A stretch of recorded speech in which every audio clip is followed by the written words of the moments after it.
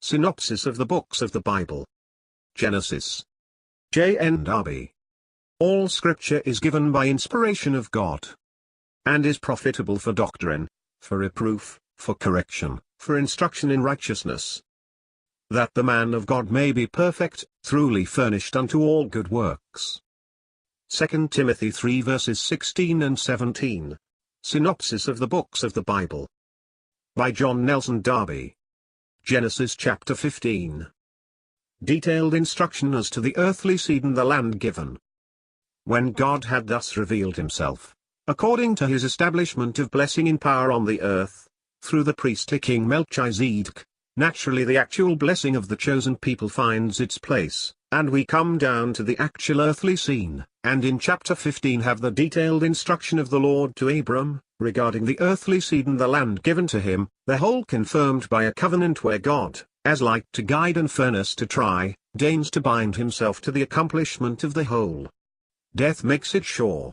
Jehovah confirms thus the covenant in going, in grace, through that which bound him. Abram, heir of the promises, undergoes the terror and shadow of it.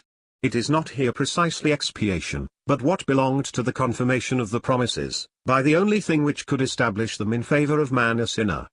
It is evident that this unfolding of God's ways and the establishment of the covenant embraces, though the covenant be made in favor of the earthly people, new and important principles. God, himself was Abram's defense and portion. That is the highest portion of all, so far as anything given to man can go. See note. Note. The declaration of God in the beginning of Genesis 15, is in connection with Abram's refusing to take anything from the world, as related in the end of Genesis 14, end of note. Earthly hopes and God's purposes, unconditional promises to Israel and the land. But Abram feels yet his connection with the earth as an abiding place in connection with the flesh, and it was indeed God's purpose so to bless him. That is in its nature Jewish, and we have consequently the Jewish portion unfolded. The whole scene descends thus here to earthly hopes, and promises, and covenant, and the land. Abram's mind goes down, for it is going down, when God says, on his having refused everything from the world, in view of the world to come as a future hope, I am thy reward, as he had been his shield, to say, what wilt thou give me? But the divine word uses it, to unfold on God's part his purposes in this respect, which, as regards the government of this world, are of real importance.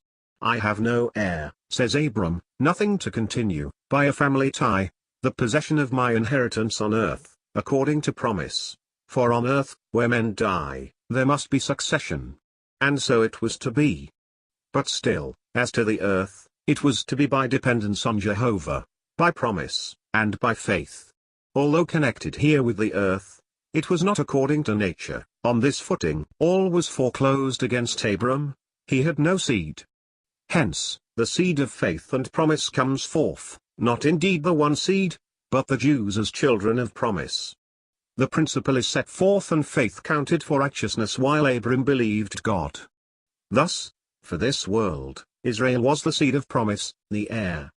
Then comes covenant as to the land, according to promise made in the call of Abram. The Lord binds himself to Abram according to death, as we have seen, for indeed it is assured in the death of Christ, without which they could have nothing. This is, as to present fulfillment, connected with the suffering of the people in Egypt, and their subsequent deliverance when the oppressors of the people and the usurpers of the inheritance would both be judged.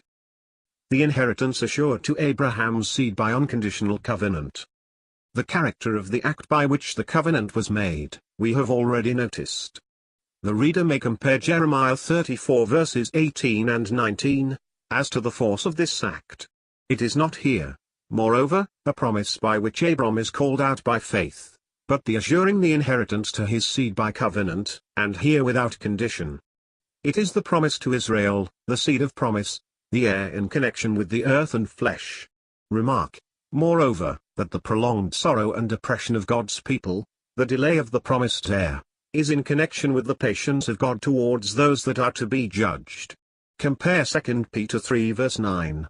We may remark that the oppressors of Israel are judged for the sake of Israel, the usurpers of his inheritance for him. Summary of man's state and God's ways with him in it.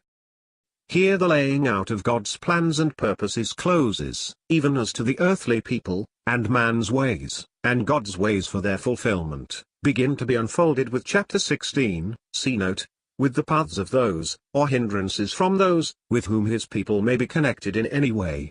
These are developed up to chapter 23 when Abraham ceases to be the representative of the stem of promise.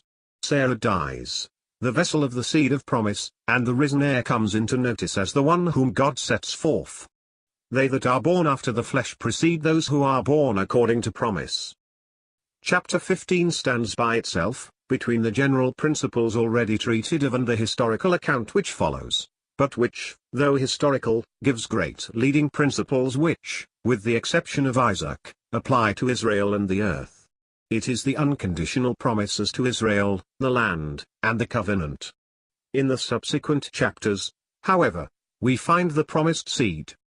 We cannot but remark, what gives so striking a character to the book of Genesis, and such freshness to all that is in it, particularly to what we have gone through hitherto, how all the great principles of man's estate and of God's ways are brought out in it. It is a heading and summary of all man's state and God's ways with him in it, not of redemption, though sacrifice and covering of sin be found, nor of its glorious results. Redemption is in Exodus. Man's state and God's ways and fundamental promises are here,